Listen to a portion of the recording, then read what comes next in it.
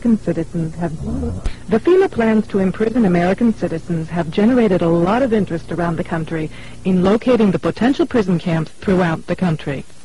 These may be facilities currently being used as prisons, such as those you saw earlier, or prisons that are being built supposedly in the name of the war on drugs, or facilities that have other uses but which could be quickly used to detain large numbers of people, such as this Amtrak facility in Beech Grove, Indiana.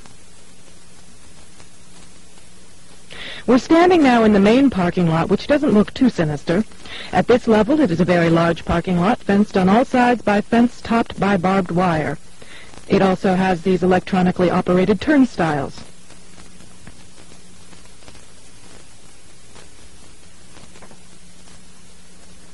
There is also a surveillance camera, just like we saw at the FEMA facility, pointing out to the parking lot, and a helicopter windsock. All of these apparent security measures are particularly unusual here, because this is a very low crime area, and this facility is nothing but an old train repair station with nothing in it worth stealing. In this portion of the parking lot is a brick building, suitable for processing, next to a gate that leads right out to the railroad tracks, and all of this is contained inside a fully fenced area, now 3 layers deep in fencing at this point. This U.S. Air Force train indicates federal and military involvement. Facing the opposite direction, you can see that this area, too, is a very large fenced area with railroad track running the length of the fence and plenty of warehouses.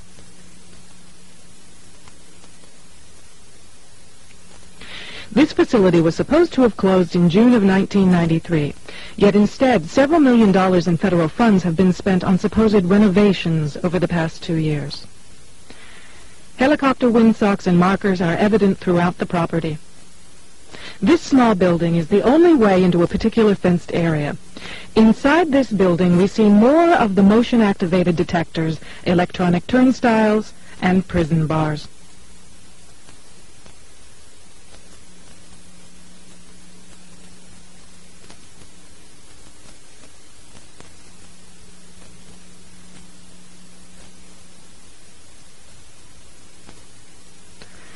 All of the renovations to this property have involved putting in new fencing, electronic turnstiles, concrete flooring in unused warehouse buildings, and putting in large gas furnaces on buildings that were never heated any time in the past 20 years.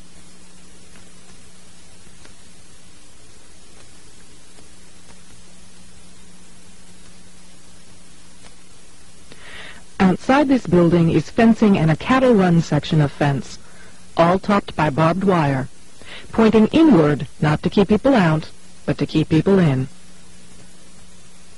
This was common throughout the facility, particularly the new fencing that had been erected.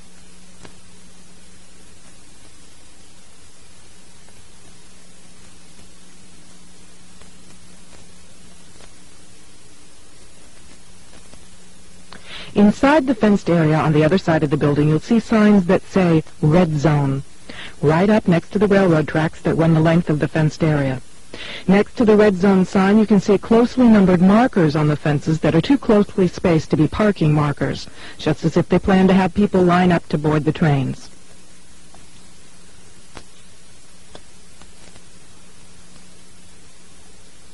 Here's a helicopter marker on the power lines outside the facility, indicating expected helicopter traffic, and again, another tall radio antenna.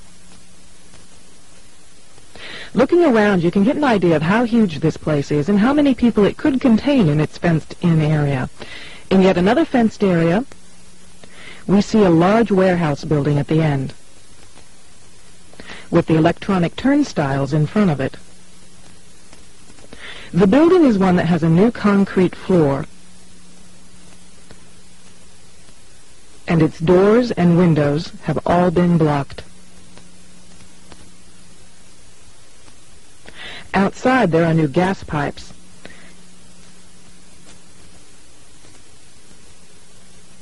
Even as we were filming, a black helicopter flew over us, observing what we were doing, which has happened many times when we have been at the facility.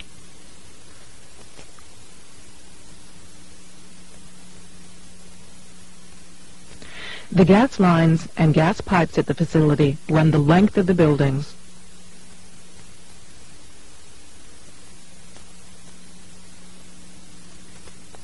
And come out at some very, very large, brand new furnaces that have been installed at the buildings throughout the facility.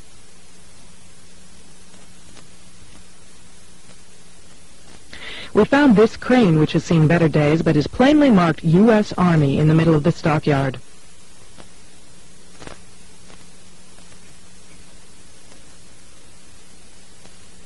We found other fully working military trucks and equipment here at other times.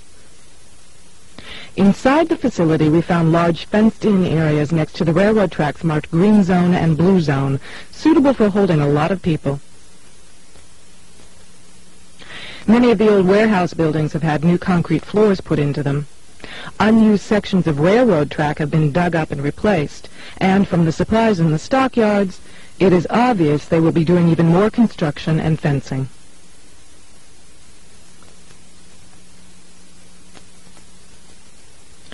Senator Lugar of Indiana recently obtained more federal funding to renovate this facility, which is supposedly only for the repair of broken trains and where most of the buildings on the property haven't been used for years.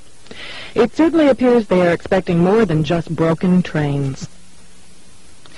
This tower, overlooking the entire facility at one end of the facility along the railroad tracks, also has a radio antenna on it with a ladder up inside of it. It would make an excellent watchtower.